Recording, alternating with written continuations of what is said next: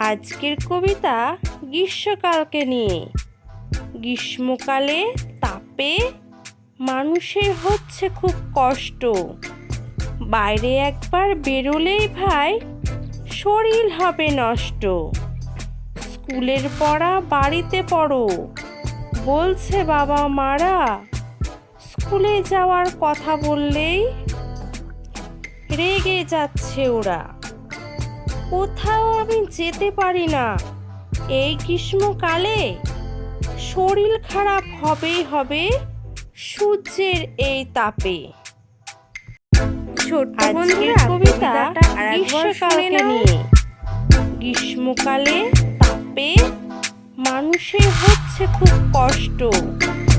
বাইরে একবার বেরোলেই ভাই শরীর হবে নষ্ট।